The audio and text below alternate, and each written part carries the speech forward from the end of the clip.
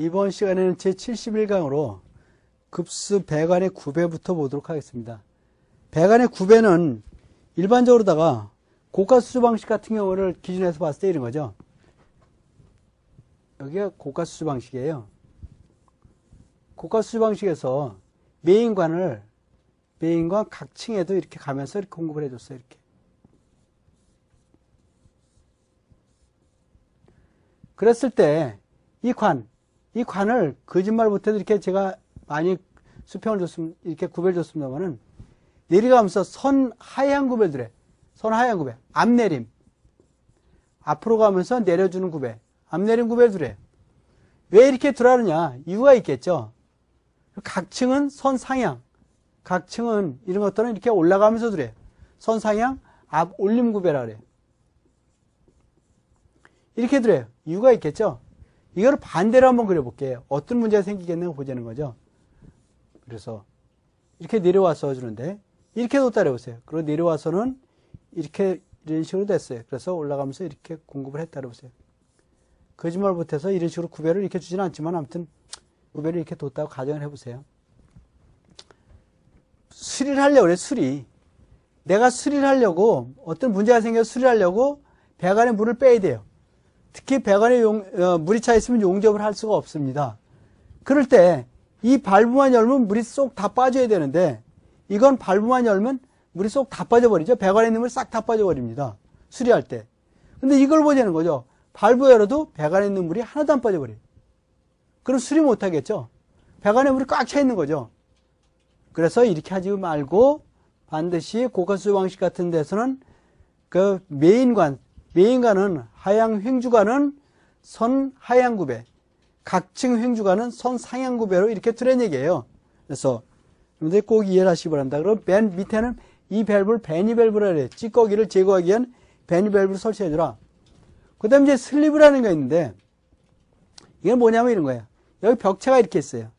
벽체를 갖다 이렇게 두면은 일리다가 배관이 이렇게 들어간단 말이죠. 배관이 들어가기 위해서 배관이 들어가서 여기다 배관을 이렇게 두면 콘크리트 안에다 이렇게 배관을 이렇게 뒀다 해보세요. 여기다 이렇게. 그러면은 어떤 문제가 생기겠는가?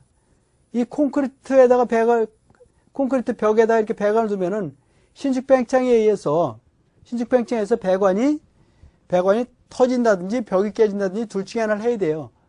그래서 이렇게 두는 게 아니라 어떻게 두냐? 미리 관을 갖다 이렇게 심어놔. 관을 심어놔요. 그런 다음에 배관을 집어넣으면 지 맘대로 왔다 갔다 움직일 수 있는 거죠. 벽체라든지 바닥을 관통할 때는 반드시 그래서 슬리브를 집어넣으라. 슬리브 배관을 집어넣으라. 그럴 때는 그래서 이건 왜냐면 교체를 한다든지 수리가 편리하기 때문에 그래요. 수리할 때 잘라내고 뽑아낼 수 있죠. 교체할 때도 그냥 뽑아내면 되죠. 그래서 교체나 수리에 편리하기 위해서 반드시 벽체나 벽을 관통할 때는 벽체라든지 바닥을 관통할 때는 슬리브 배관을 해줘라. 그런 얘기입니다. 그 다음에 이제 지수밸브란 말이 나오는데 지수밸브는 뭐냐면요.